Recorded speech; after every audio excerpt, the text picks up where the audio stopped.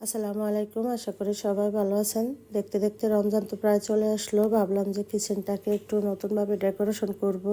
এই জন্য এখন আমি নিয়ে নিলাম এই ট্যাপগুলি। এটা হচ্ছে কিচেনের যে টাইলসের ফাঁকাগুলি আছে ওইগুলিতে দেওয়া ট্যাপ। আমার কিচেনে এটা দেওয়া আছে। অনেক আপুরাই জানতে চেয়েছেন আমি এটা কোথা থেকে নিয়েছি। এটা আমি নিয়েছি লাক্স বাই পেজ থেকে। আমি ওনাদের পেজ লিঙ্কটা আমার ভিডিওর ক্যাপশনে দিয়ে দেবো এবং কমেন্টেও দিয়ে দেবো।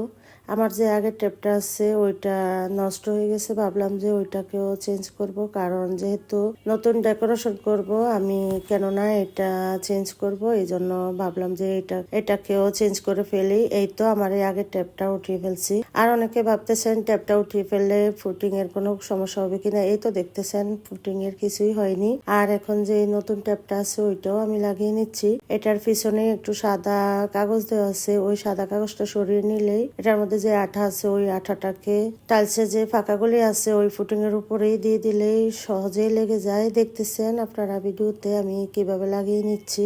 এটা লাগানো একদম ইজি, খুব সহজে এটা লাগিয়ে ফেলা যায়। আর যে কেউ চাইলে এটাকে লাগিয়ে নিতে পারবে। এই তো আমি এটাকে এখন পুরো কিচেনেই লাগিয়ে ফেলবো। আর এই ট্যাপটা শুধু কিচেনেই না, আপনারা চাইলে আপনাদের যে ক্যাবিনেটগুলি আছে ওই ক্যাবিনেটের মধ্যে লাগিয়ে ফেলতে পারবেন। আর দরজার মধ্যেও লাগানো যাবে। আমি কিন্তু আমার বেডরুমের দরজাতেও এই ট্যাপটা লাগিয়েছি। আর দেখতে দেখতেই কিন্তু আমার পুরো কিচেনটাতেই লাগানো হয়ে গেছে এই ট্যাপটা। আর আমার এই নতুন লোকটা আপনাদের কাছে কেমন লাগছে আমাকে কিন্তু অবশ্যই কমেন্ট করে জানাবেন। ট্যাপটা লাগানোতে অনেক বেশি সুন্দর লাগতেছে। আর এখন আমি নতুনভাবে কিচেনটাকে একটু গুছিয়ে নেব।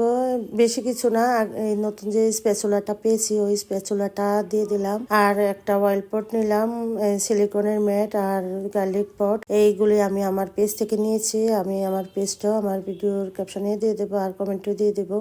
এখন চুলার পিছনে একটা মিনি টাওয়াল দিয়ে দেবো। এটা হচ্ছে স্ট্রবেরির একটা মিনি টাওয়াল। আর একটা দিয়ে দিচ্ছি আঙুরের মিনি টাওয়াল। এই মিনি টাওয়ালগুলি আপনারা আমার পেজে পাবেন। আমার পেজ লিঙ্কটা আমি আমার কমেন্টে দিয়ে দেবো।